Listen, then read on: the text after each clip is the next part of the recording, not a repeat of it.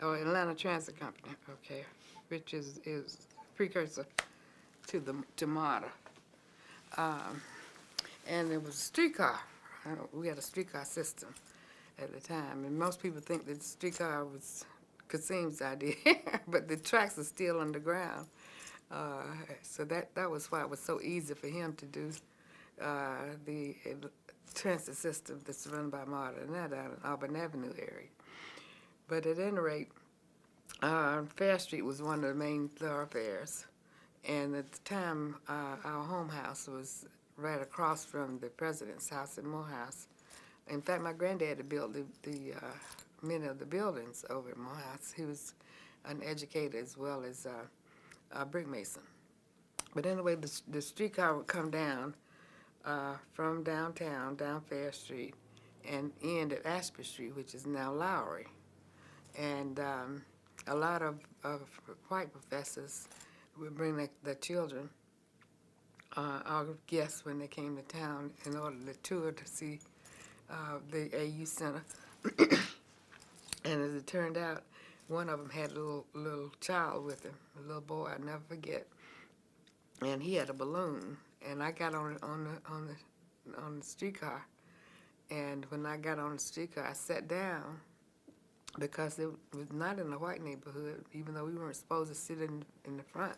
I sat down, and the little boy looked at me and just started screaming, and his balloon went up in the air, and I thought, oh my God, this child is screaming because I'm,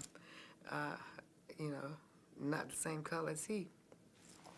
And as it turned out, that unleashed a lot of emotions, and also made me realize that there was something that I needed to do while I was in school to change the racial makeup of the city of Atlanta. So that was one of the impetus that we had. And then another reason why I became involved was because of Martin Luther King. And by him being it always brings tears, by him being a relative, and I was in the 8th grade at Turner High School. In fact, my dad was named head coach that year. So I never graduated from anywhere because I was always following him. And I wrote a term paper on Martin Luther King because he was becoming very famous in Montgomery and in Birmingham, but most people in Atlanta did not realize that he was from Atlanta. So I always selected the hardest topics to research. So I couldn't find anything at the library, so I ended up going to see Mama King. My dad took over and says, Carolyn's at it again. She's writing a paper about, and she can't find any books about, and research papers about him.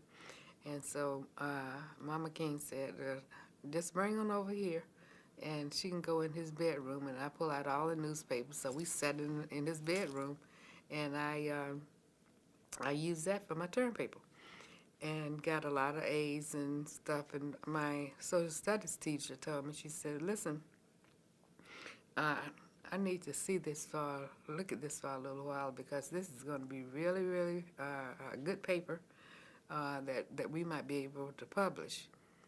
And I got A++ on the paper because I did good, perfect footnotes and so forth.